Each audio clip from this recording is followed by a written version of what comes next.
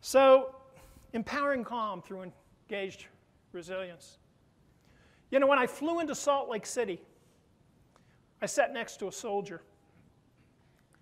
And that soldier, as the pilot told us that we were at 10,000 feet, he got out his phone and he pulled down his tray and put the phone on the tray. And, you know, it was one of those little planes where I actually was pretty close, and so you couldn't help but watch what he was looking at.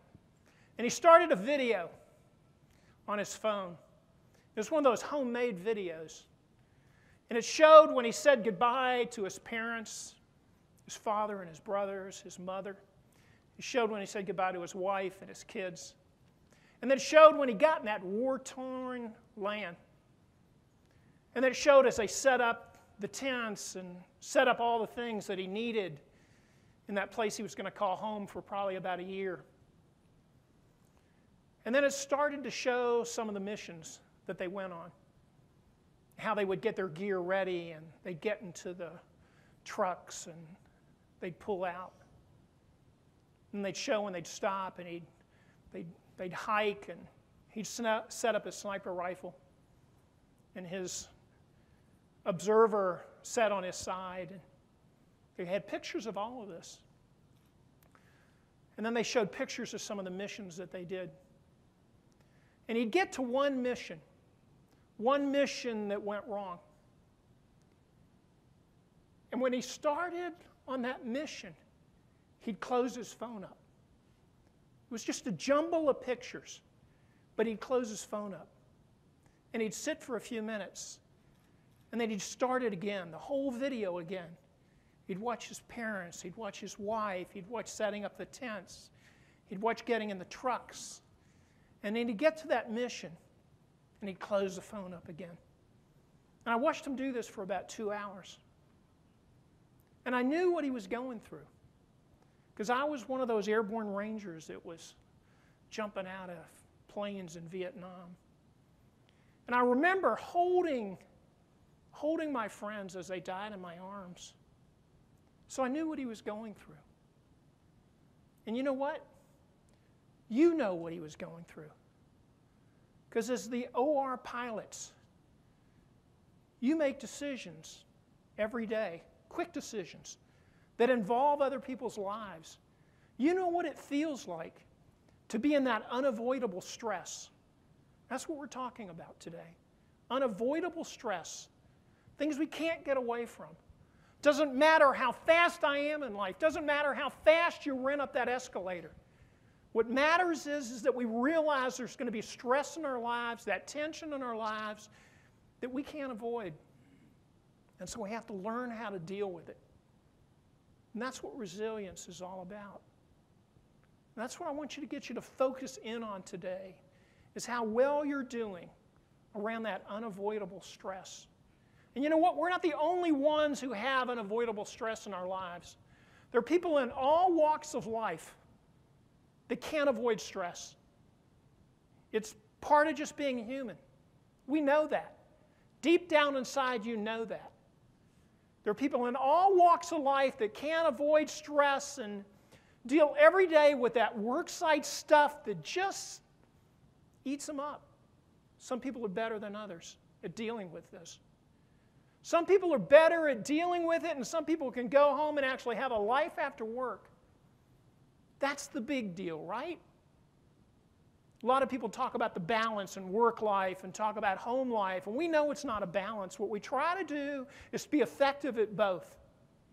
I've got a 36-year-old and a 33-year-old, and you know, my home life isn't about kids anymore. It's now more about grandkids. But you know what I'm talking about? It's this effectiveness that we work at, trying to be effective at work and trying to be effective at home. And to do that, we have to learn how to deal with that unavoidable stress, those challenges that we all face. And we all face challenging journeys, every one of you. I could go around this morning and we could talk about what are the challenges in your life. We could spend a whole hour together talking about what our life challenges are right now. And we'd hear some horrific stories of what people are going through. horrific stories of what people are going through. But you know what? There are challenges, and it's our opportunity to energize our future. That's what this is about. It's about energizing your future. It's about energizing yourself so that when you come to work, you're the best that you can be. It's about leaving some energy at the end of the day so that you can have that life after work. If you have small kids, your small kids are going to remember how that energy affected their life. If you're like me and you're an empty nester, you've got a cat and a dog and a wife and friends that want to feel your energy that you've got at the end of the day. I'm an 8-year, 4-stage prostate cancer survivor. Thank you. I got up this morning, like every morning, I took my oral chemo. Last week, I finished 15 days of radiation. The cancer is in my lymph nodes, it's in my hips, it's starting to go into my ribs. So to save that 7th rib, they did 15 sessions of radiation. We all have stories. We all have stories that are challenging. We could all talk about where we're at in life. But you know what? One thing cancer survivors always remember is the day they were diagnosed. And I know for some of you out there that are on the same journey I'm on, you know that day so well. My wife and I were in the waiting room, waiting for my oncologist to come in. And he comes in, and I've known this guy for a long time. I kind of knew what he did and what his actions were. And he sits down, and he just stays there. And it felt like an eternity. And finally he opens his mouth, and he says, Mr. Bond, Mrs. Bond, he said, I don't know how else to tell you this except that you've got very aggressive prostate cancer. Very aggressive prostate cancer. My granddad had died of prostate cancer. My dad died of prostate cancer. I watched it every year. I work at MD Anderson. I've been very careful about watching my PSA. And in 8 months, I went from a 3 to a 14. Very aggressive prostate cancer. I had a Gleason score of 9. A Gleason score of 9. So my wife, sitting next to me, she starts to bawl. She didn't cry. She was bawling. I couldn't tell you what the doctor said in the next 20 minutes. And he went over what my opportunities were, what choices I had around cancer, and I couldn't tell you what he said because she was bawling, and I had my arm around her. I was trying to calm her down.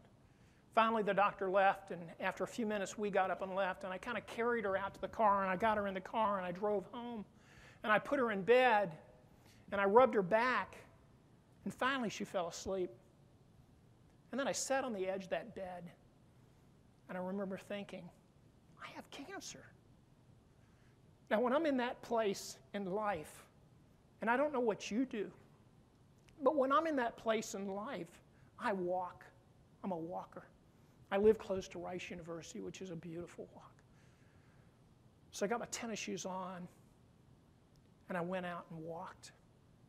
And that first lap, I'm sure people were so concerned for me, because that first lap, I cried my eyes out. Why me? You've done that. We've all done that. Sometimes you do that a week straight, right? Why me? Why is life so hard on me? And that next lap, I realized my kids weren't married. Of course, I didn't have grandkids. Was I even going to get to see my grandkids? I cried even harder. I wanted more of life.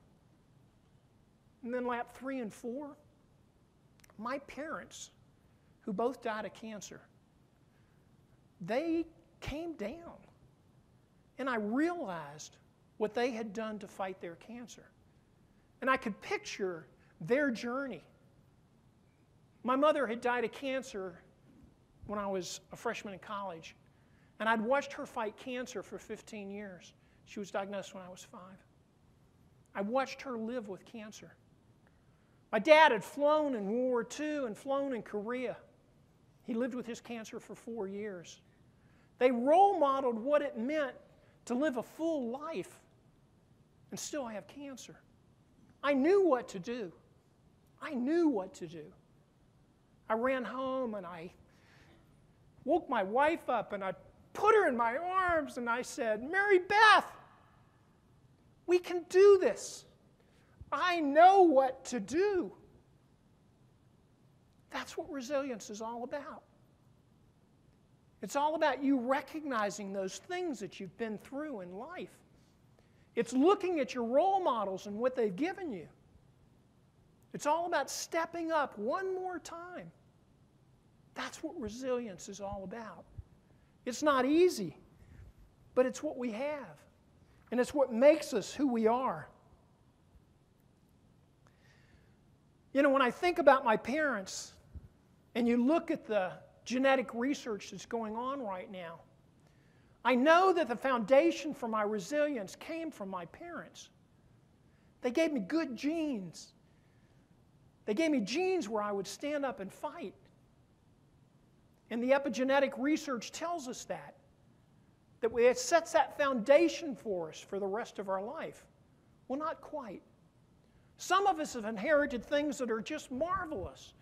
Other of us inherit things that we wish we could give away, right? Those pieces of us that we wish we just didn't have. And yet the other thing that we know through the epigenetic research is that these genes are like an etch-a-sketch, right? You kind of shake it up with your experience and you kind of shake it up with your determination, and pretty soon you wipe clean whatever that was. And what you're left with is a new way for you to move forward. And I think that's pretty cool. I think that's pretty cool. We have choices in life. We have choices in life. We're not stuck with who we think we are. You can shake this up. You know, resilience from a physiological standpoint, it's that precortex that integrates everything we see in life.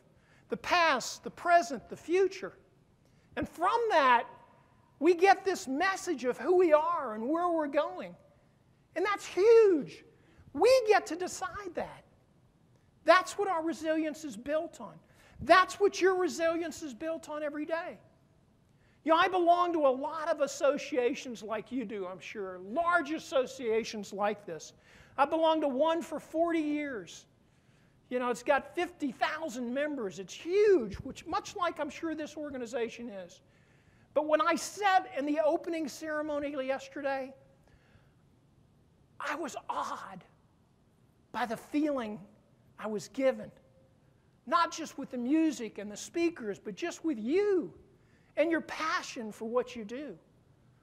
I have no doubt that you have hard days. I have no doubt that some days you forget who you are and where you're going. But that's because you're human, just like me. But we have choices, and I want you to remember that. Resilience and engaging yourself is all about the choices that we have. It's all about who we are and where we're going. Resilience. My favorite quote on resilience comes from Bernard Williams, an English philosopher. Man never made any material as resilient as the human spirit. You and I know that because we feel that. That's who we are. If you remember that and if you choose to have your spirit speak. You know, resilience just isn't that ability to bounce back. Resilience is that ability to persevere. It's that ability to stand up when things are starting to get tough. And I have no doubt that you have tough days, sometimes weeks in a row, maybe months in a row. I don't do your job, but I work with people just like you every day at MD Anderson. MD Anderson has, I think it's 130 operating rooms. We do 130 or 140 operations a year. One of the biggest users of my services from a wellness standpoint is enterprise services, which is where the operating room falls under. And you know why? Because that's where all the crisis really happens. And the operating room is the most crisis-led place in a hospital. We know that. And so we do a lot with that team, trying to get them to step up and understand who they are, trying to give them the tools, trying to give them the skills so that they can walk in every day and be the best that they can be. That's what we're talking about today. You being the best that you can be, stepping up. 3 years ago, my wife was diagnosed with breast cancer.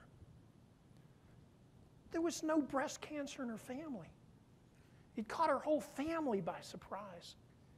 And my caregiver of a stage 4 cancer guy who was just starting to get that roll down as a caregiver, it flipped her life. It was too much. It was too much. It shattered her belief in herself.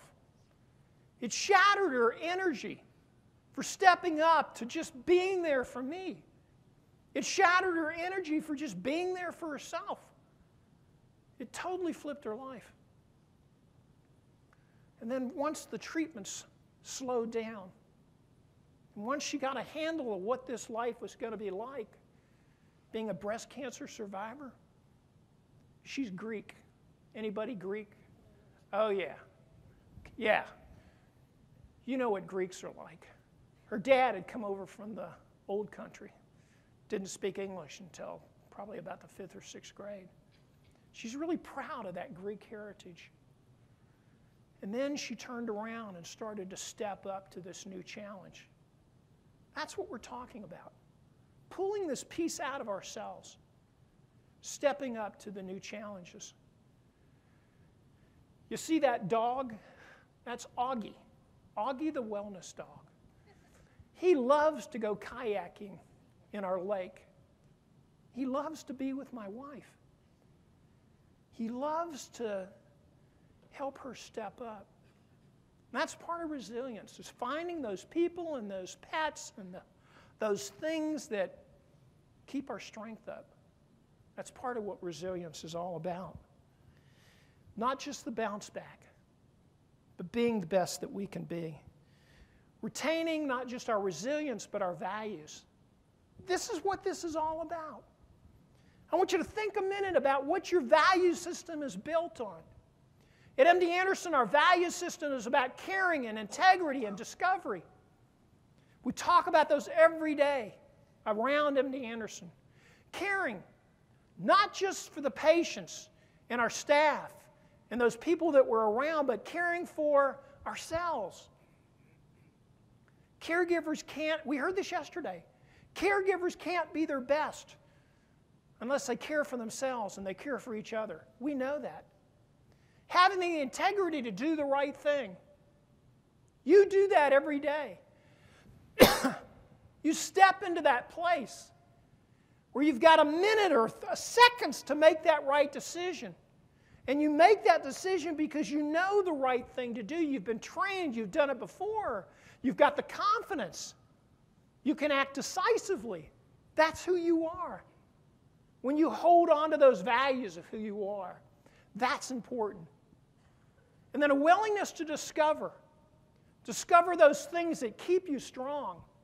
Discover those ways that you form that community around you. One of the strongest things for me in my cancer journey is that community. Not just my cancer care community, which is physicians and nurses and people like you, but it's that cancer community, those people I sit next to that are also stage 4s, or that person in the wheelchair that's further along than I am, and yet steps up every day. That's the cancer community that pulls me forward every day. It's the guy that writes me from Australia that's about 2 years ahead of me in this journey. And he tells me about all the horrific things he's going through, and then he says, "But Bill, we can do this. We can do this." That's what I want you to remember. We. This is not about you. It's about that team, that community you have around you. And you've got a huge community around you. Just what I felt yesterday in this room was phenomenal. I sat next to a woman, and when Simon said, 99% of you are sitting next to someone you know because you're comfortable. And she looked at me and she said, "You're pretty brave." I smiled. I am pretty brave. But I'm only brave because of that community that sits around me. So I want you to think about it. Where are you? What choices are you making around your own resilience? How does this work for you? How does it feel? You know, I've got several authors that I really enjoy when I talk about resilience. One of them is Joel Bennett. He's a researcher out of Fort Worth, Texas. He publishes quite a bit, does a lot of research. He's about $1 million worth of research a year that he gets funded. So he's really good at what he does. And his latest book is called Raw Coping Power, From Stress to Thriving. And he talks about 7 principles when he talks about resilience.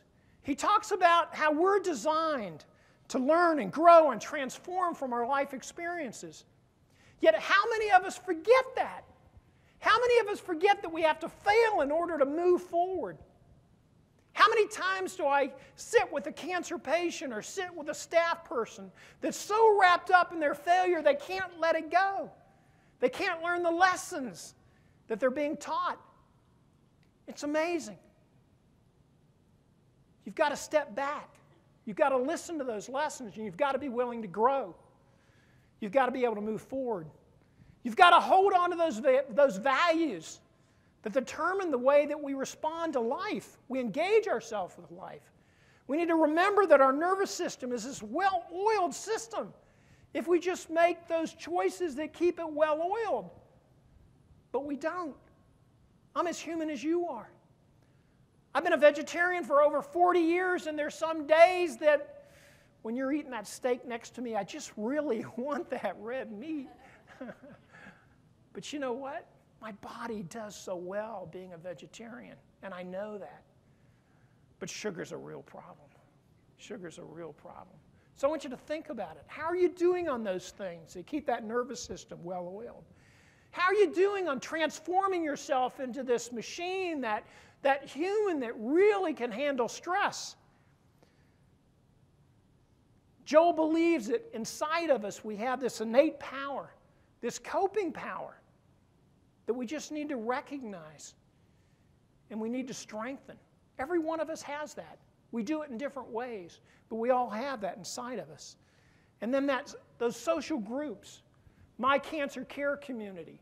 Maybe it's your community at home. Maybe it's the people that you work with. Maybe it's your faith community. Maybe it's your neighborhood. Maybe it's your family. Maybe it's an extended family or just your family in general. I don't know. But I do know that those connections that you have, that's what moves us forward. That's what helps us make those choices we have to make, those hard choices, because we've got someone to share that with. We've got a mirror that we can hold out and we can talk to someone about. That's important in life. It's important to find those people that you can talk to, that you can test things with. It's about going beyond just resilience. It's about thriving. At MD Anderson, just like I'm sure the cancer centers that you work in, or maybe the cancer departments that you have, we have survivorship programs. I hate that term. I'm not a survivor. I want to thrive in life.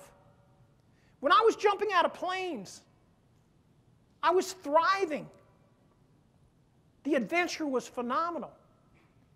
I'll never forget my first parachute jump. I was the first jumper. So I'm standing in the door at 21, waiting, watching 2,000 feet down as the ground's going by. I loved jump school. I couldn't wait to jump out of a plane. And now all of a sudden I'm getting ready to do it, and this 21-year-old is thinking, I could die doing this. I'd never thought about that. I could die doing this. The green light goes on, the jump master goes, go! And I'm still looking down. I could die doing this. His boot hit my rear end. I'm out the plane. 30 seconds later, it doesn't take long to fall 2,000 feet, even with a parachute on your back. Perfect landing. Perfect landing. Undid my snaps. I'm standing there. I didn't go from being a boy to a man, but I felt something inside of me that was phenomenal. something we all have inside of us that we all recognize. It's that adventure that we love in life. It's why you step up to one of the hardest jobs, being the captain of the OR team, being that person that really, ensures that the takeoff's good and the landing's good. You've got a hard job, but you step up because of that thrill, that adventure, what you've latched into, that you love, that passion, that purpose that you've gotten out of life through doing this. That's what we're talking about. That's what we're talking about. Even on hard days, where you allow yourself to feel that inside, it's a phenomenal feeling. It's a phenomenal feeling. Bennett talks about confidence. He talks about community. He talks about commitment. Your commitment, my commitment to being the best that we can be. He talks about compassion. That's part of why we do what we do in life. It's our compassion with humanity, our compassion with ourselves, our compassion with those people around us. And then he talks about our ability to center ourselves, to take that pause. You're good at this, I have no doubt. Because there are times when you've got to make that decision, and in order to do that, you've got to take that pause, that millisecond pause that brings up in you that choice, those choices you have. And you're able to make those right choices because you can center yourself. You can step back. You're good in a crisis. I was good in a crisis. I was a good airborne ranger because I was good in a crisis. I always was on point because I was good in a crisis. I'm like a little fireman. That's what they call me at MD Anderson. I'm like a little fireman. I'm good in crises. I'm good at putting out fires. When everybody else is running around and screaming, we can't do this, I can kind of get the picture, and I can kind of put things in line. I have no doubt you're the same way. So think about it. Where are you? Where is this going? You might look up Joe Bennett's book. The other book that I really like, and the other model that I really like, comes out of Johns Hopkins. George Everly. Look up some of his research. He's done research on Navy SEALs. It's really neat stuff. He's looked at why Navy SEALs can be so successful in those times when they shouldn't be successful at all. They're in those situations that most of us would go, no way, no thank you, give it to somebody else. Of course, as an airborne ranger, I'm saying, yeah, me. But look at this Navy SEAL work. It's really interesting. He talks about optimism and positive thinking.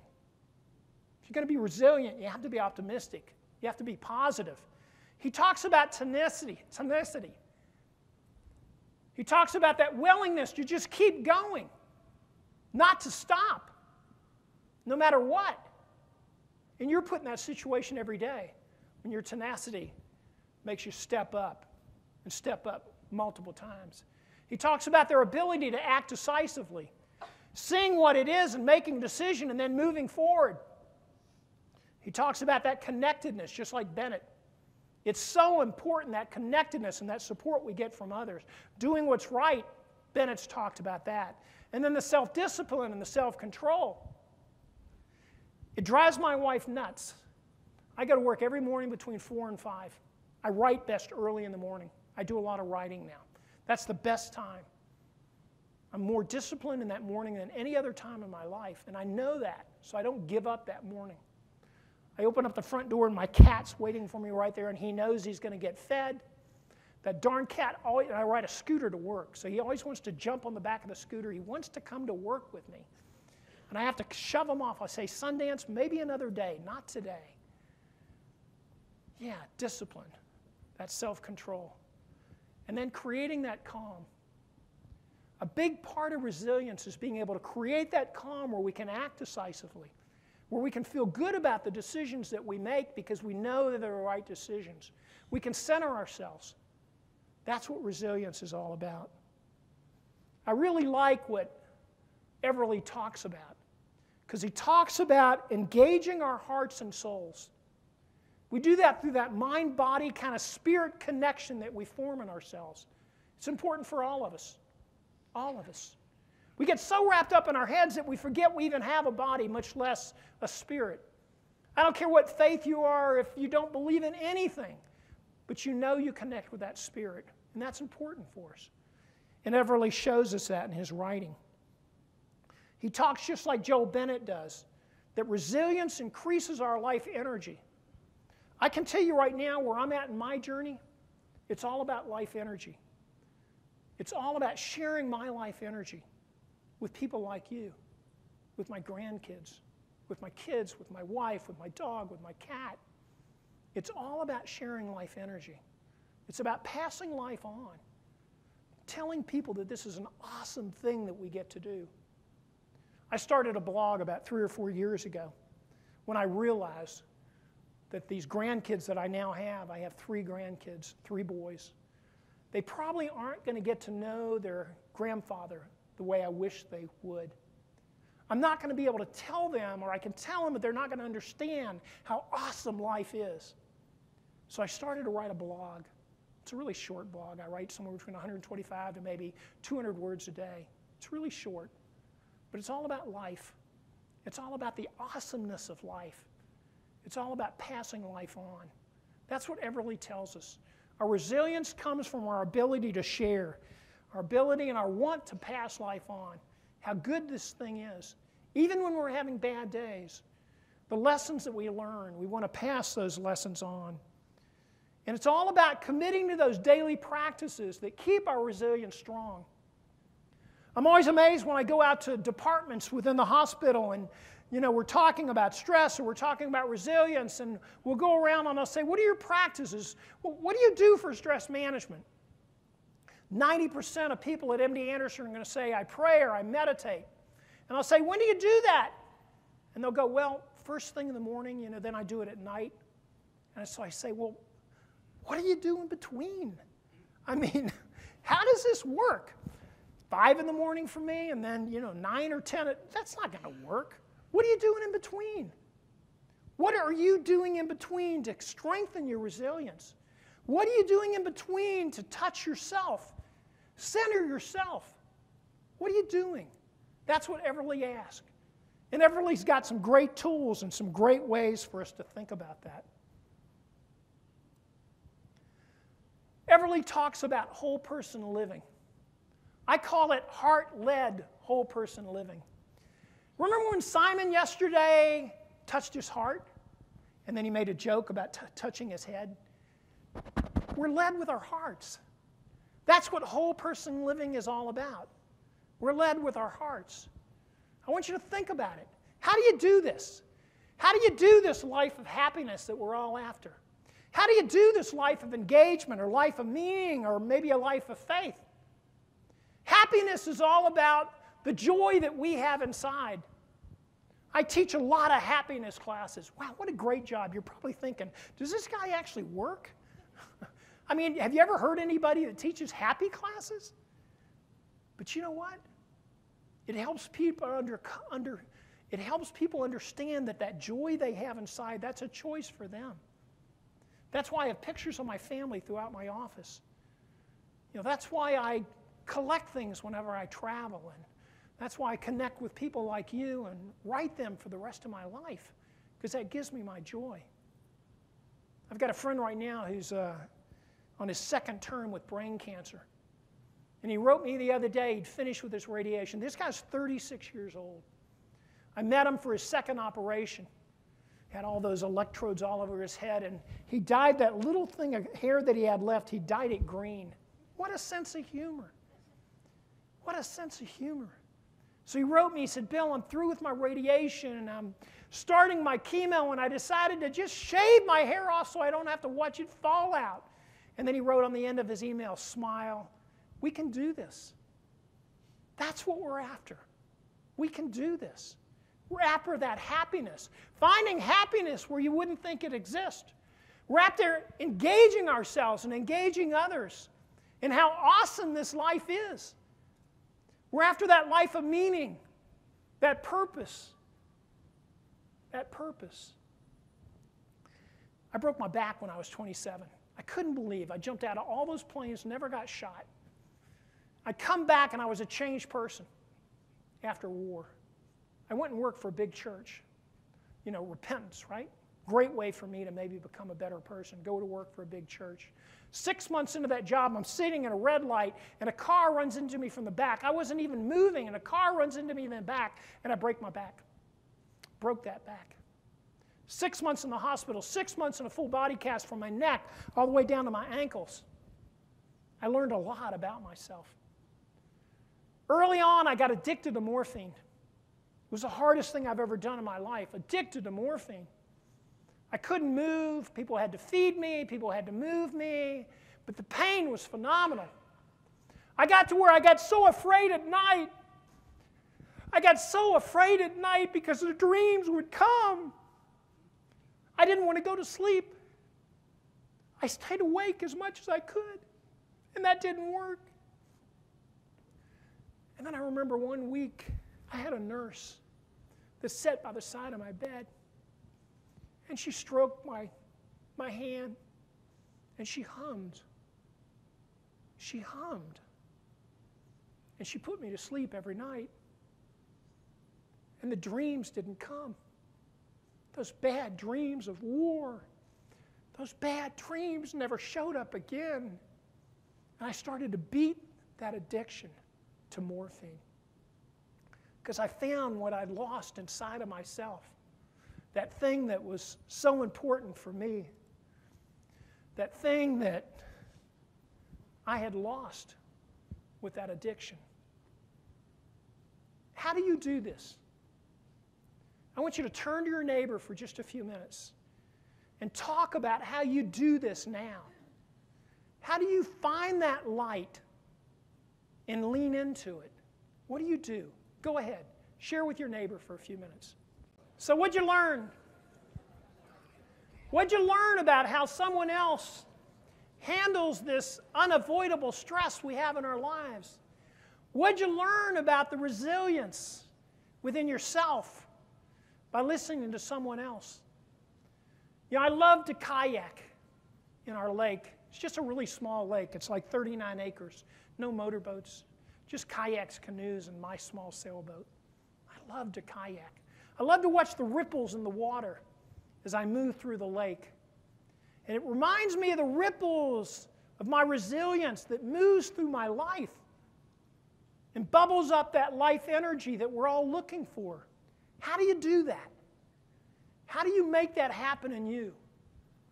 How does that work? How do you connect to yourself and connect to others? How do you build that strong foundation to allow those ripples to make that life energy what it needs to be? Provide that strength and that clarity. Improve your relationship energy. People that are resilient have much stronger relationship energy. You feel that when you're standing in front of them and they're talking to you. You feel it how they share their life and how they listen to you about your life. That's that relationship energy that's so important when we talk about support.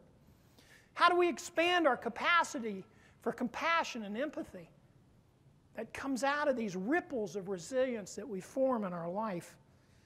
And then what's that path to your inner peace? That's what we're looking for. Your ability to step back when the day's not going well. When you've had 2 or 3 hard patients in a row and you don't know if you can step up for another one of those. And you need to find that inner peace within yourself in order to make that happen, to be the best that you can actually be. You know, when I first was diagnosed with cancer, I tried to cram every bit of life I could into every day, into every minute. And you know what I found out? By doing that, I was losing life. Those spaces that we create for ourselves in life, that's where you recreate that energy you need to be able to step up to life. It took me a while to learn that. It's that space that we have. They're not big spaces. They don't have to be big spaces. They're small spaces of stillness that we create for ourselves. Maybe it's looking out a window. Maybe it's a walk. Maybe it's smelling a rose. Could be a variety of different things. Maybe you're stuck in an operating room that has no windows and has no roses, but it's something that you're able to focus on. We teach our inpatient nurses that have 5 feet or 10 feet between the inpatient rooms. We teach them how to center themselves so that when they move to the next room, they've reset that sadness or they've reset what they were feeling in that last room. And cancer's tough, you know that. You have a patient that's dying in this room, in the next room there's a new patient. You've got to center yourself so you're the best for that new patient, so that you're offering hope. And you know what? You can do that.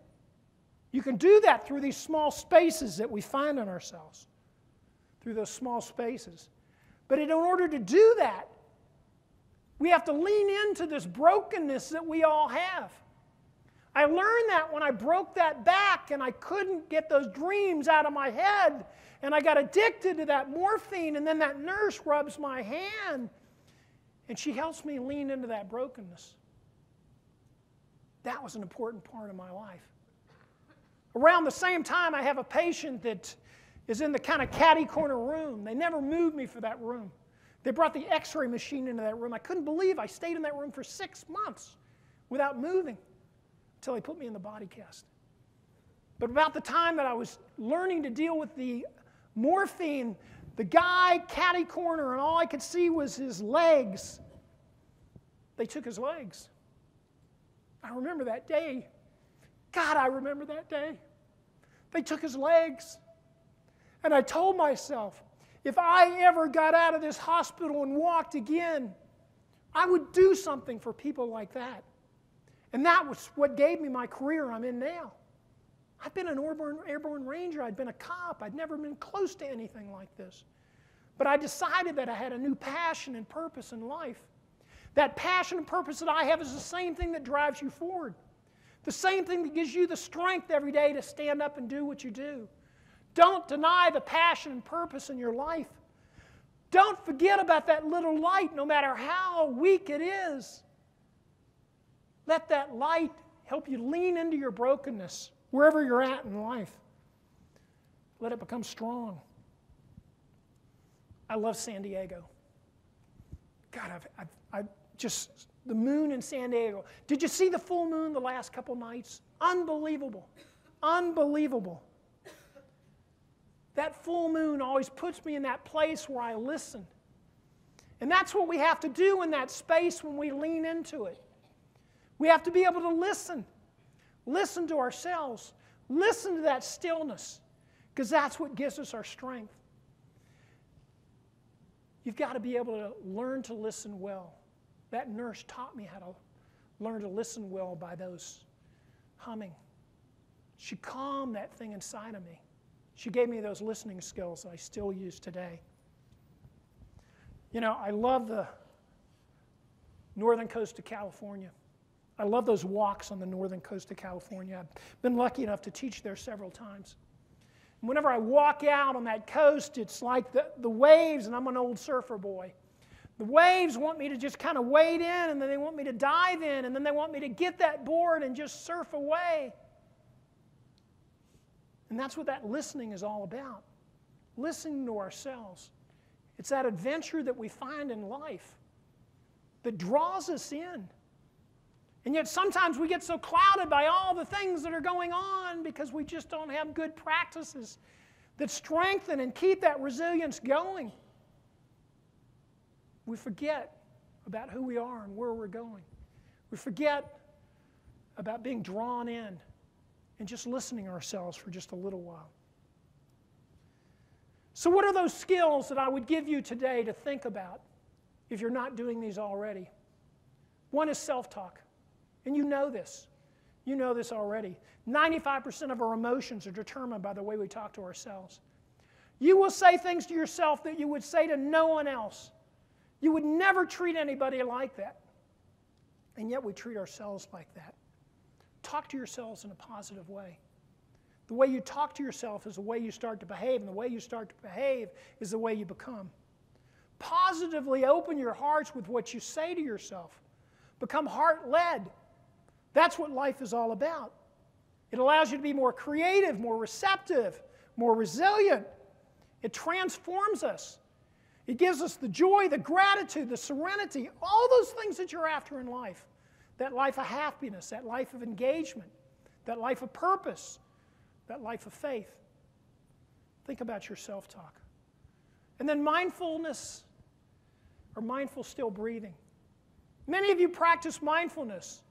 You've got to in your job. It's that ability to be present, not to be anywhere else. But in order to do that, you've got to practice mindful still breathing. You have to step up to your job, and you know this already. When you belly breathe or when you take deep breaths, you get more oxygen up to your brain. You work better. You're a better person. Those nerves down here where the air is coming in, it automatically tells your heart rate to slow down. It automatically decreases your blood pressure. You're a better person physiologically. So use that. Use your deep breathing to center yourself, to get you to be the best person you can be, to be able to open those spaces where you can be authentic. That's what this is all about. And then loving kindness meditation. If you've ever read any of Barbara Fredrickson's work, it's phenomenal on positivity. And I love what she does around loving kindness meditation.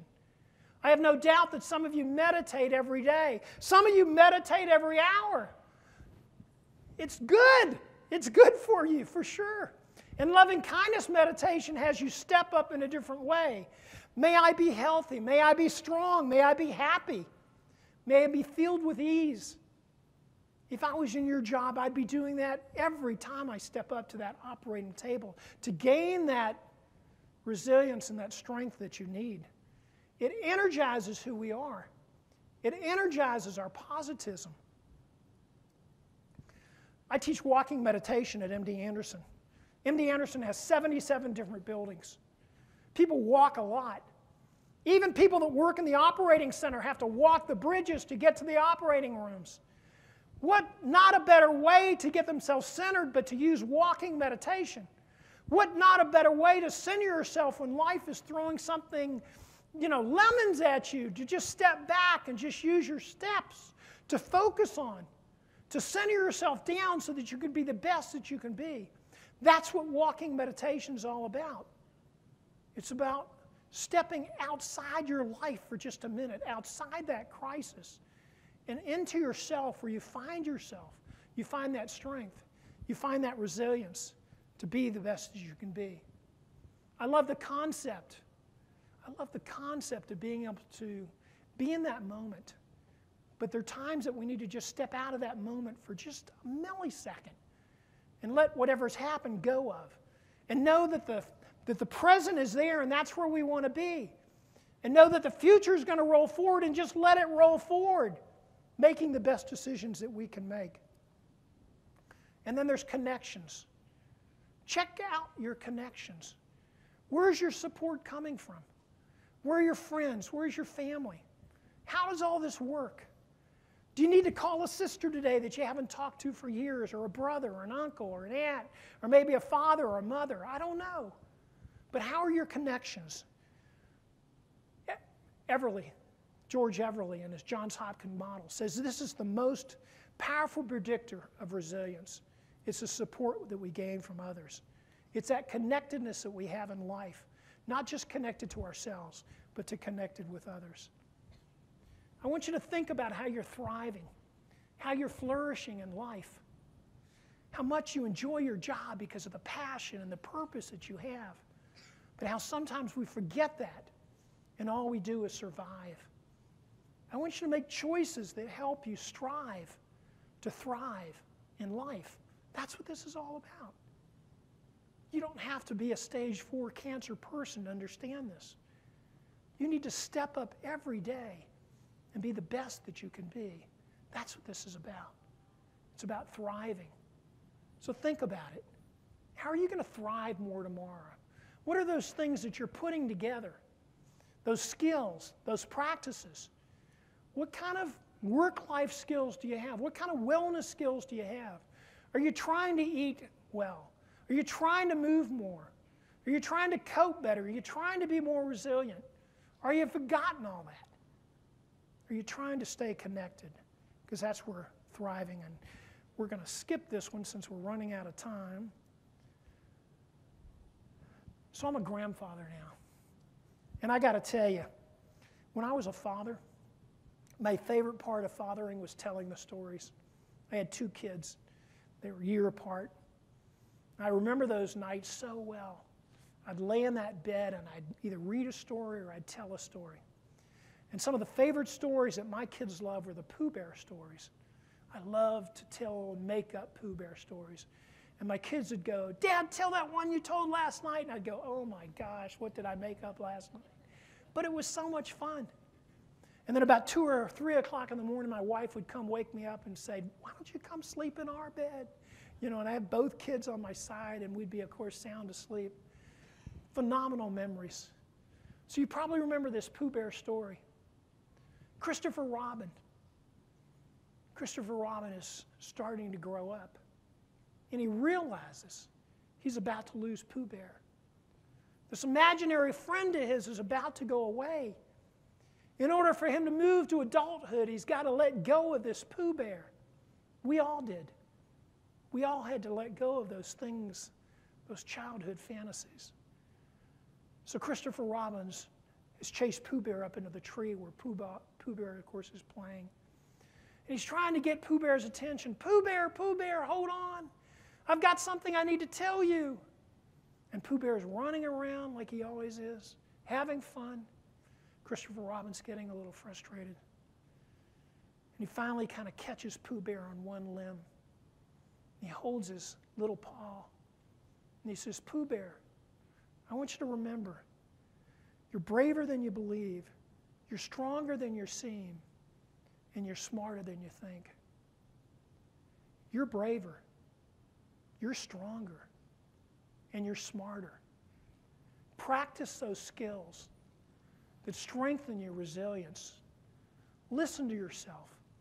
Make space during your day to be the best that you can be. To be the best that you can be. Be strong. Be resilient." Thank you.